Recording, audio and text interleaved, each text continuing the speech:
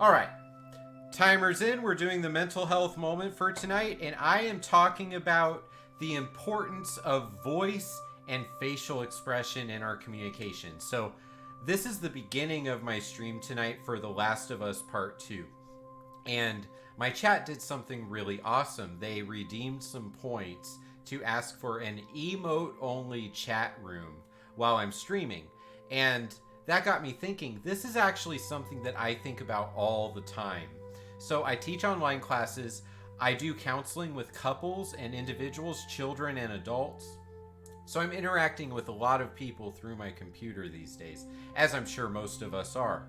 And a lot of people have really important conversations in their lives using text only communication, and sometimes that text only is picture only communication.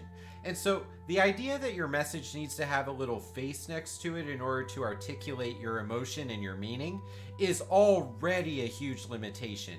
The way we communicate with each other is actually quite nuanced, and we can say the literal words that mean one thing, but the meaning and the way that we're attempting to connect with another person is actually quite different than the words at their face value.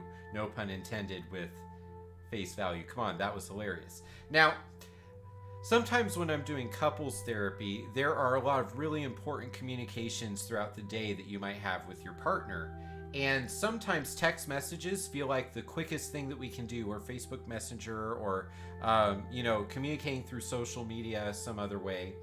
And sometimes we have to really slow ourselves down and give ourselves permission, like, no, this topic really matters in a deeper way than that.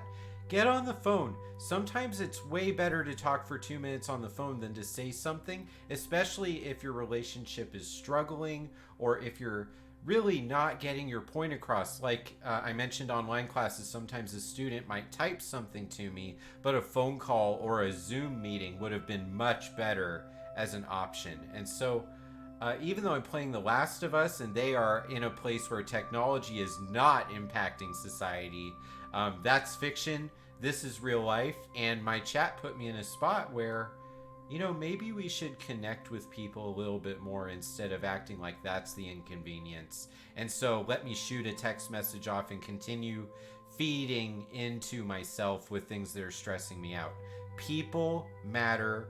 Relationships matter. And there's nothing that a yellow little face at the end of a message can do to let someone know how much they matter to you than what you would be capable of just saying it to them yourself. So something to think about came from playing a video game and having viewers in chat just putting me into a different mental space. Absolutely wonderful. Time is up. That's the mental health moment for today from The Last of Us. Please go ahead and follow me on Twitch and hit subscribe on YouTube. It helps my channel grow, and that ultimately leads to more mental health moments and more opportunities for games to guide me into a psychological space. So with that being said, connect with other people, person to person, and continue the journey. Thanks, everybody.